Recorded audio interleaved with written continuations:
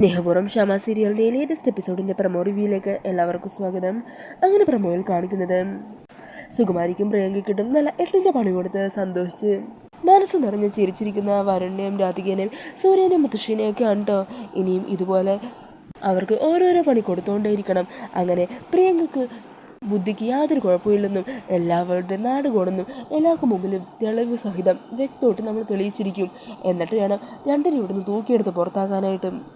പിന്നീട് ഈ സമയം റൂമിലിരുന്നാണെങ്കിൽ പ്രിയങ്ക മുത്തശ്ശിയുമായിട്ട് റൂമിൽ വെച്ച് കണ്ട കാര്യം വരുണിനെ ഉപയോഗിച്ച് സംഭവിച്ച ആ കാര്യങ്ങളെക്കുറിച്ചൊക്കെ പറയുവാണ്. എന്നാൽ മുത്തശ്ശി, നമ്മൾ കണ്ട ആ പ്രേതങ്ങളൊക്കെ എവിടെ പോയി? അതൊക്കെ അപ്പം പിന്നെ എന്തായിരുന്നു? ഈ സമയം സുകുമാരിയമ്മ പറയണേ, എന്താണെങ്കിലും നമുക്ക് നാളെ രാവിലെ തന്നെ ഈ കണിമംഗലം മുഴുവനൊന്ന് പരിശോധിക്കണം. നമ്മൾ ആ മുറി കണ്ടെത്തിയതിൻ്റെ എന്തെങ്കിലും ഒരു ലക്ഷണം എവിടെന്നെങ്കിലും കണ്ടെത്തണം.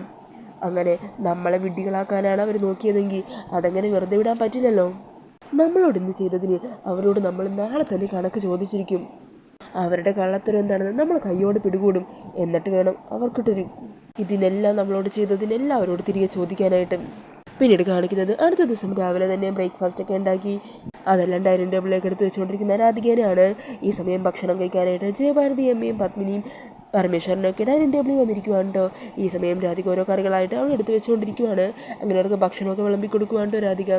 ഇതേ സമയം മുത്തശ്ശിയും പ്രിയങ്കയും പതുങ്ങി നിന്ന് ഈ കാഴ്ചകളൊക്കെ കാണുന്നുണ്ടാവും. അങ്ങനെ രാവിലെ തന്നെ എല്ലാവർക്കും ഒരു പണി കൊടുക്കാനായിട്ട് രാധിക ഉണ്ടാക്കിയ കറിയിൽ ഉപ്പോ മറ്റോ ഒക്കെ വാരി വിതറുവാണ് കേട്ടോ പ്രിയങ്ക. കൂടെ മുത്തശ്ശി നിൽക്കുന്നുണ്ടാവും. അങ്ങനെ ഉപ്പൊക്കെ വാരി വിതറി ആ കറിയിലിട്ട് നല്ലപോലെ മിക്സ് ചെയ്ത് ഇളക്കി മാറ്റിയിട്ട് രണ്ടുപേരും അവിടെ നിന്ന് മാറി നിൽക്കുവാണ്.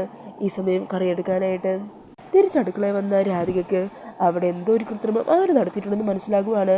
കാരണം കറി വെച്ചിരിക്കുന്ന ബൗളിൻ്റെ തൊട്ടടുത്ത് തന്നെ ഉപ്പൊക്കെ താഴെ വീണ് കിടക്കുന്ന നിലയിൽ രാധികയ്ക്ക് കാണുവാണ് കേട്ടോ.